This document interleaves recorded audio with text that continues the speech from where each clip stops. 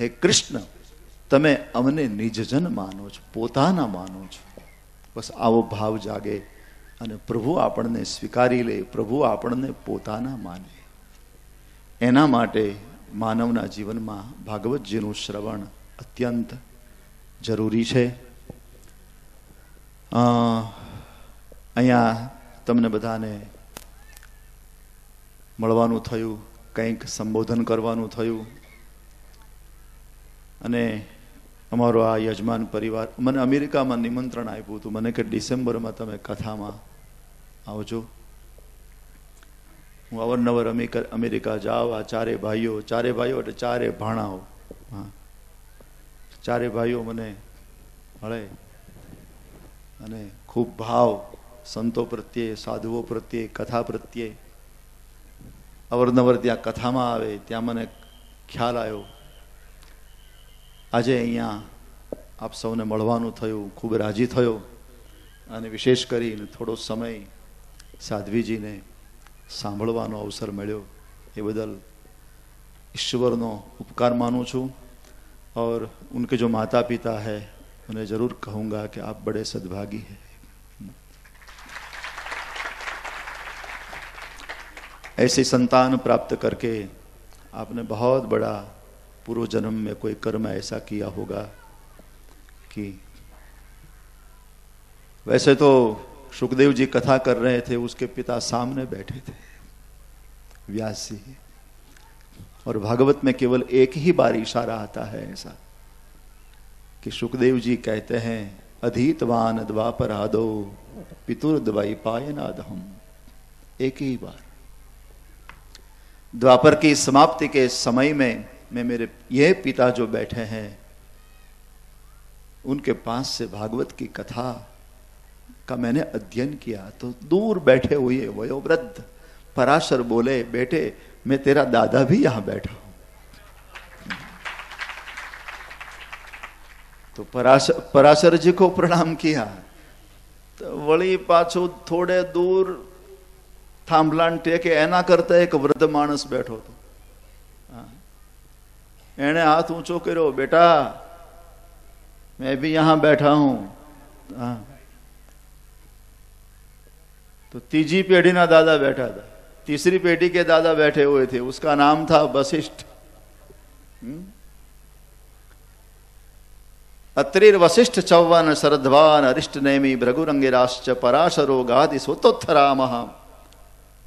ये सब महर्षि बैठे हुए हैं. तो वैसे सद्भागी हैं आप कि आपकी पुत्री कथा कर रहे हैं और आप माता पिता सुन रहे हैं. बस व्यासपीठ को प्रणाम, सब संगीत वाले मित्रों को प्रणाम, आप सबके हृदय में बैठे हुए मेरे ठाकुर को प्रणाम.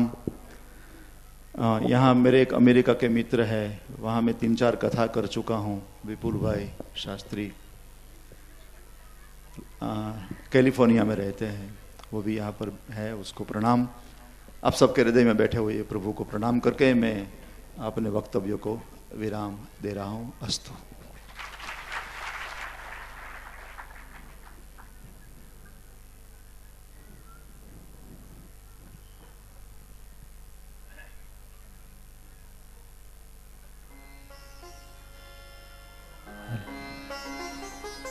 बोले बाके बिहारी लाल की, राधा रानी की. जोर से आवाज नहीं आई. अभी आपने बहुत दिव्य और सारगर्भित कुछ भागवत के रहस्यों का श्रवण किया.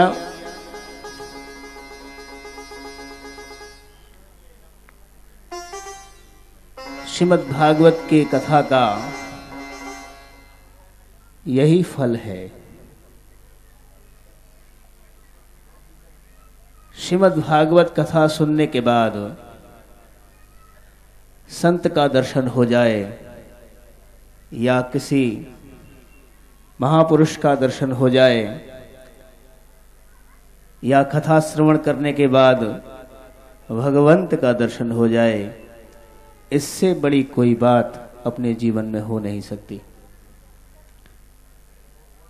आइए विशेष कुछ न कहते हुए फिर वहीं अपनी स्थिति को स्थिर करते हुए अपनी स्मृति को पुनः ठाकुर के चरणों में लगाते हुए और अपने मन को स्थिर करते हुए चेतना को अपने उस दिव्य ज्योति से एकत्रित करते हुए हम पुनः श्रीमद् भागवत के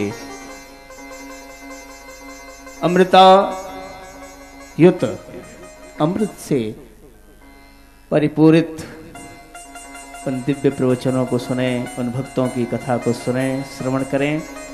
परम पूज्य देवी जी के मुख से आइए। बोल बांके बिहारी लाल की जय। एक बार आप अपनी स्थिति को जरूर संभालें। पंडाल में, मंडप पर, इस कथा क्षेत्र में आप विराजमान हैं। एक बार आप बताएं कि हम यहाँ पर विराजमान हैं। कैसे बताएंगे? जयकारे से।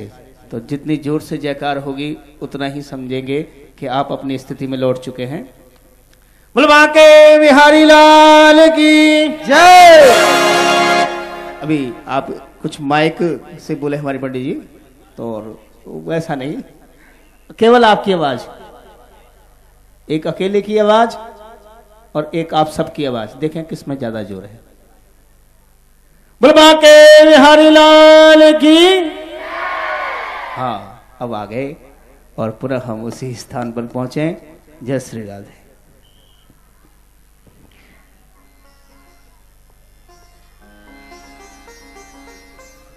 तो प्यारे श्रोताओ, आज एक 5 साल का बच्चा अपने घर को छोड़ के भगवान को प्राप्त करने के लिए जंगल में गया। श्री ध्रुव जी ने मधुवन के टीले पर जाकर के ओम नमो भगवते वासुदेवाय मंत्र का जाप किया। पहले महीने में जब ध्रुव जी ने तपस्या की तो पहले महीने में श्री ध्रुव जी 3 दिन बाद बेर खाते थे। दूसरे महीने में जब उन्होंने तपस्या की तब वो 6 दिन बाद वृक्ष के सूखे पत्ते खाते थे।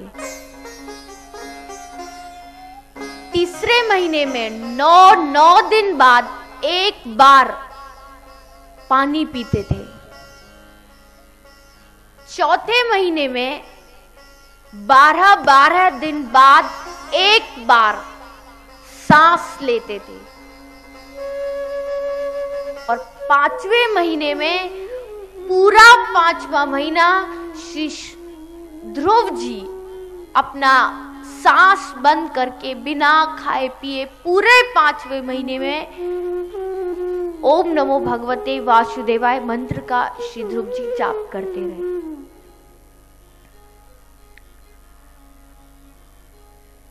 आज जब एक 5 साल का इतना छोटा बच्चा, आप खुद सोचो, आपके घर में कोई 5 साल का बच्चा हो, वो अगर 5 महीने तक भूखा रहे भगवान को पाने के लिए, तो भगवान आखिरकार उसको दर्शन देने क्यों नहीं आएंगे?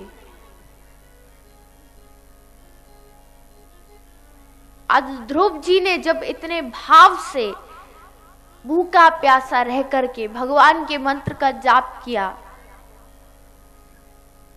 तो आज उनके प्रभाव से पूरे जो आकाश में देवता थे सबके प्राण रुकने लगे, सांस रुकने लगी।